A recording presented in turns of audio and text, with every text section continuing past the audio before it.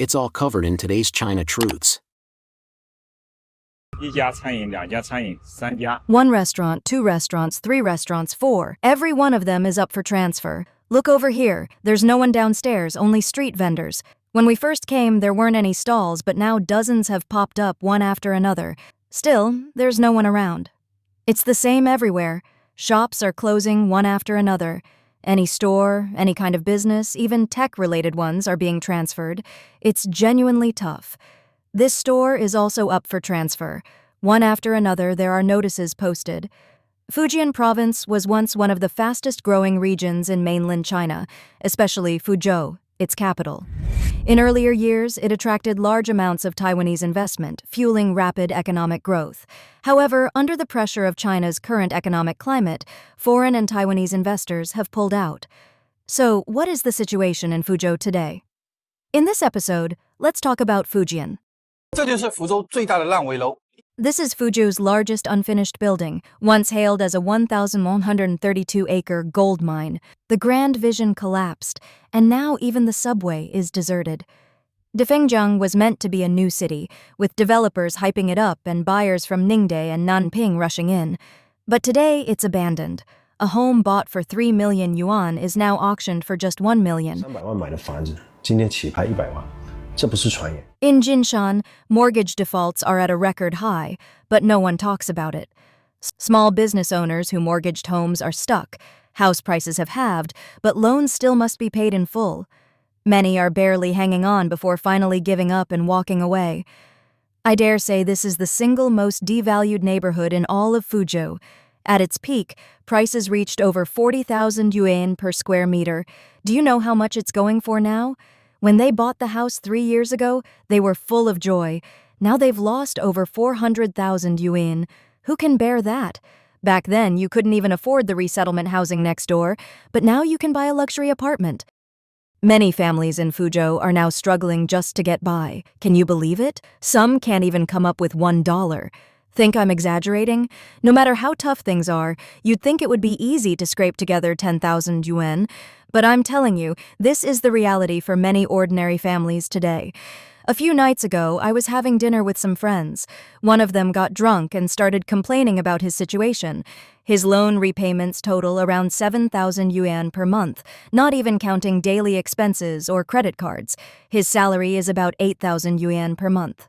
On paper, that's not a low income, but he said he still feels completely overwhelmed. It's now extremely difficult to find a job in Fuzhou with 2 days off a week.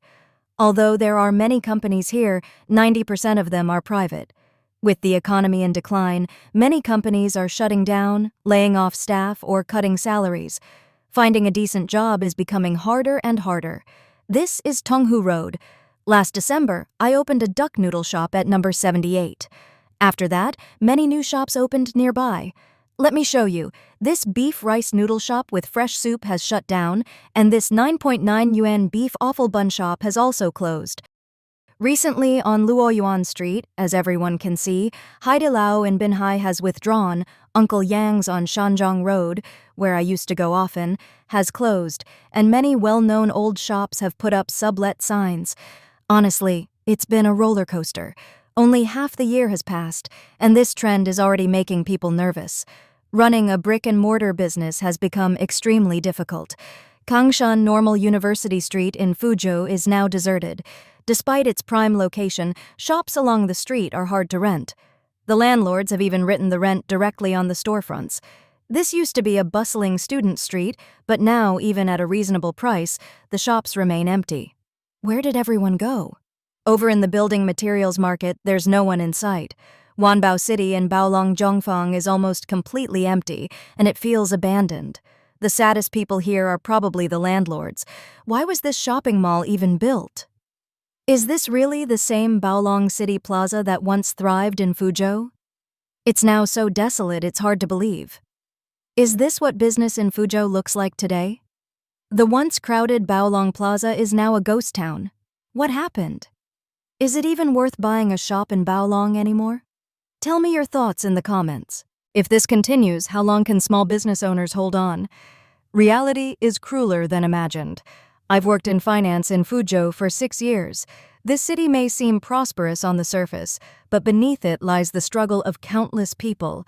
The average salary is 4,000 to 5,000 yuan, yet monthly loan payments of over 10,000 are the norm. Big companies are laying off workers and slashing wages, while small businesses are collapsing. Many store owners work hard all month just to hand over all their income for rent. Even worse, people go into debt just to protect their credit scores, living day to day as if walking on thin ice. The only option left is to keep going.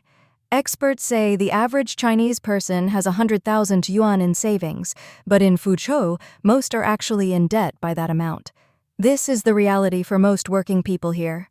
One citizen in Fujian told an overseas media outlet he's just an ordinary person who grew up in Fujian, silently enduring for years. Fujianese have always been the front line of defense, but have never received true national support. The beautiful economic statistics exist only because the people have been squeezed dry. The rising GDP comes from our blood and sweat turned into political achievements. And for those of us who truly keep this society running, who cares about our lives? My parents are elderly and have no pension to rely on. Some friends and relatives have spent everything on medical bills, while others can't even get a hospital bed before they die. Young workers rise early and work late, only to earn wages that aren't enough for a down payment. This so-called common prosperity is nothing but a cruel joke. We are on the front line. We'll be the first to be sacrificed. We refuse to serve a corrupt system or die for a ruling class that only cares about power. I hope Fujian becomes the spark that wakes up the rest of China. Where have the people of Xiamen gone? Officially, the city has over 5 million residents, yet the streets are empty, even during rush hour. Traffic jams have eased, shops are closing, and for transfer signs are everywhere. Locals say people are either going back to their hometowns or leaving for better opportunities elsewhere. Something feels off this year. Consumption has dropped, pedestrian traffic is low, and even tourist hotspots like Zhongshan Road and Gulangyu Island are deserted. In our office, girls now pack their own lunches. No one drives unless absolutely necessary. Rents in urban villages have fallen and jobs are scarce. Either the pay is too low or the hours are too long. Hard to believe, but many people in Xiamen can't even afford food. I've worked in real estate for years, and I've seen the shift firsthand. Before, people paid with WeChat or bank cards. Since late last year, more are using credit cards and Huabei, borrowing just to get by. 58.com just cut 10,000 jobs. Another shockwave in the collapse of China's once thriving private sector. As China's economic slowdown deepens, mass layoffs are spreading across industries. Recently, 2 formerly booming companies made headlines by announcing massive layoffs and bankruptcy, stoking fears that China may be sliding into a full-scale economic depression. 58.com, a household name in online services once known for helping people find homes and jobs, has now become the symbol of decline. According to multiple mainland media outlets, several employees revealed that 58.com initiated sudden mass layoffs without warning, affecting an estimated 20% to 30% of its workforce. Most of those laid off came from technical and local services departments. One insider reported that 40% of their department was cut, and some teams were dismantled entirely. Estimates suggest up to 10,000 employees could be affected in this single round.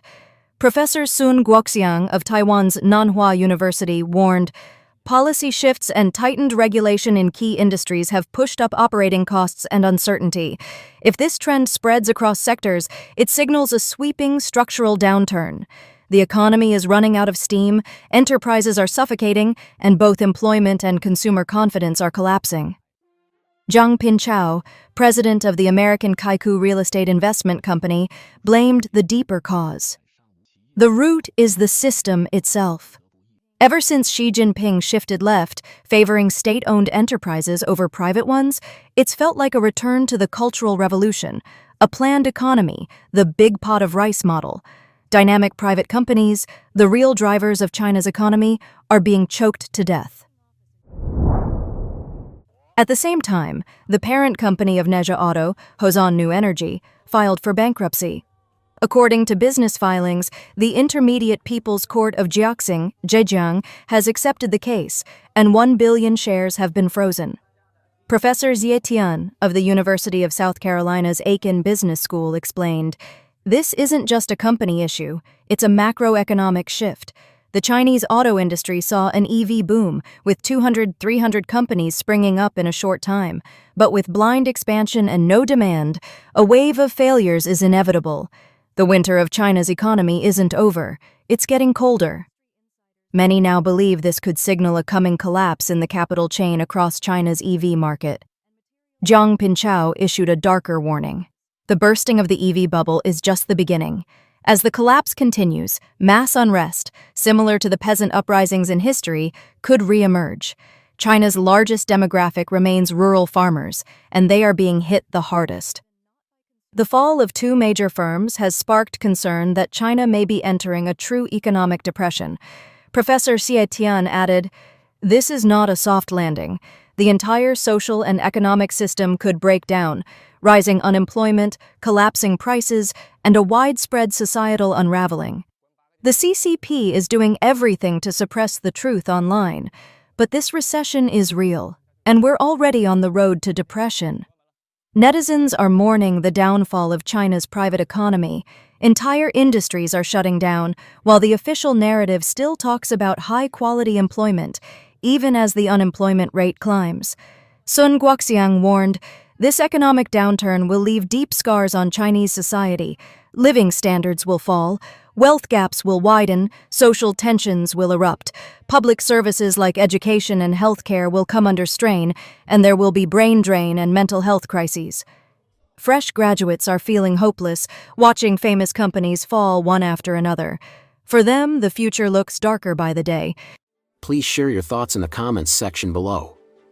We will keep reporting on the COVID surge in China, so don't forget to subscribe to our channel and turn on the notification bell to get the latest videos.